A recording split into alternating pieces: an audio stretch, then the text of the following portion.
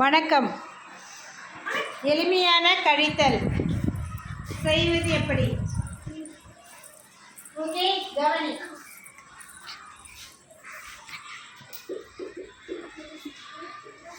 கழித்தல்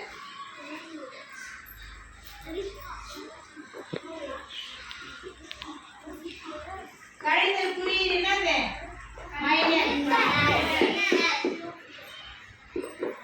எப்பொழுதுமே அதிகமான பொருளில் இருந்தால் குறைந்த பொருளை எடுத்துதான் கழித்தல்.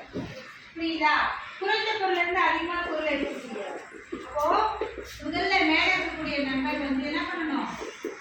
பெரிய நம்பரா இருக்கணும். என்ன நம்பரா இருக்கணும்? கீழே இருக்கக்கூடிய நம்பரு நம்பரா இருக்கணும். எளிமையா இது எப்படி கழித்தல் பார்த்துக்கலாம். அப்புறமேட்டு கஷ்டமான கழித்தல் பார்க்கலாம். இது எளிமையான கழித்தல். இது எப்படி பண்ணலாம் அப்படின்னு சொன்னா, நம்ம அப்படியே கழித்து போடுவோம். இப்போ இதை வந்து என்ன பண்ணுவோம்? 4 4ல 2 அப்படின்னு போடலாம். இப்போ நான் வந்து ஆணி கழிச்சது மூலமா இதை நான் எப்படி கண்டிக்கணும் ஒதுக்குவாங்க. இது வந்து ஒதுக்குவாங்க. 1 10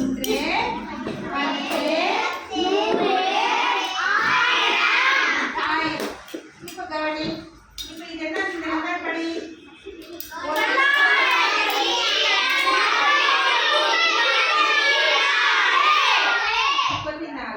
இதுல எத்தனை ஒன்றுகள் இருக்கு? 4 ஒன்றுகள், 3 10கள், அப்புறம் 2 நூறுகள், 9 ஆயிரங்கள்.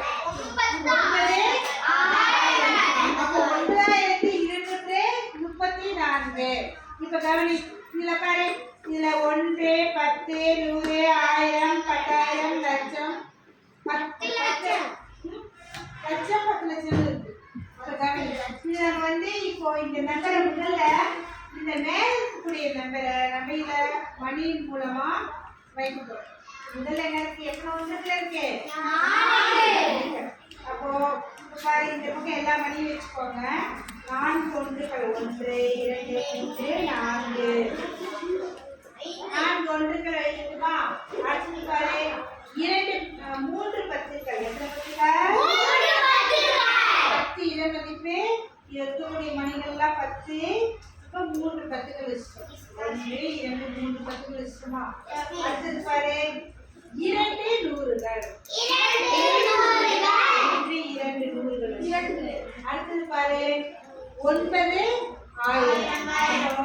1 2 3 4 5 6 7 8 9 ஆயிரம். இப்போ இந்த நம்பர் வச்சுட்டோமா? இப்போ பாரு 9234. ஓகேவா? இந்த நம்பர் வச்சிட்டோம்.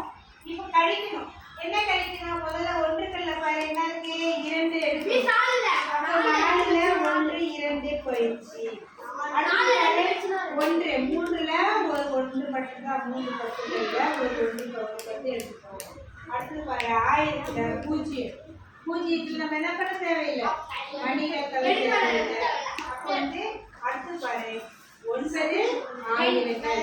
இதில் வந்து 2 ஆயிரங்கள் எடுக்கணும். 1 2. இப்போ என்ன இருக்கோ அந்த நம்பர் தான் இதனுடைய விடை. பார்க்கலாமா? 1